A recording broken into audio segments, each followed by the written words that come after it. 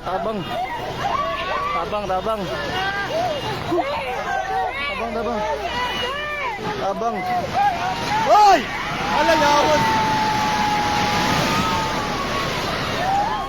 Hoy, Minen!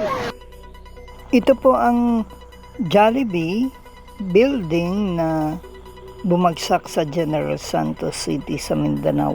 Dahil po sa 7.8 magnitude na lindol na tumama sa nasabing lugar kaninang alas 7:37 ng umaga, June 8, 2026. Nakalabas naman ang ilan sa mga nasa loob ng Jollibee fast food building at sa labas ay kinakabahan, natatakot at nananalangin ang mga tao dahil sa paggalaw o paggewang ng nasabing building hanggang ito ay tuluyang nila at ipinanalangin na ligtas sana kung may taong naiwanan doon. At ang mga rescuer na nagsidatingan ay agad na ginalugad ang lugar at hinanap kung may tao na naipit o nadaganan na sanay ito ay magparamdam. Wasak-wasak ang mga kagamitan ng nasabing fast food chain. Kaya napakahalaga po na dapat lumabas ang mga tao sa tuwing lumilindol at huwag manatili sa loob ng inyong kabahayan upang masiguro ang inyong kaligtasan sakaling ito man ay bumagsak ng tuluyan. Kailangang lumabas kaagad ng gusali at pumunta sa open air at habang lumalabas ay magyuko at hawakan ng ulo at maglakad na parang bibe. Lumayo din sa maaaring bagsakan ng anumang nanggagaling sa itaas ng mga debris. At kung hindi ka naman makakalabas, maghanap ng matibay na mapagtataguan, lamesa o anumang bagay na matibay na kung bagsakan ka man ng galing sa taas o ng mga semento ay hindi ka agad masisira at ligtas ka. Humawak pa rin sa ulo at bagamat takot ay piliting maging kalmado.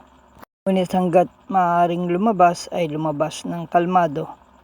Ang lindol naman ay mararamdaman natin, ngunit ilang segundo lamang ay kailangan tayong makapagtago sa ligtas o matibay na lugar o kagamitan o dahan-dahan na kalmadong lumabas sa open air ground upang hindi mabagsakan sakaling agad na bumagsak ang estruktura o building. Yawa, tabang. Tabang, tabang. Tabang, tabang. Tabang. Hoy! Alayawon! Hoy, Minen! Hanap niyo ba yung mga masasarap na bigas na ihahain sa inyong hapagkainan? O nais niyo ring magtinda sa inyong sari-sari o rice dealer store? O mag-online rice business?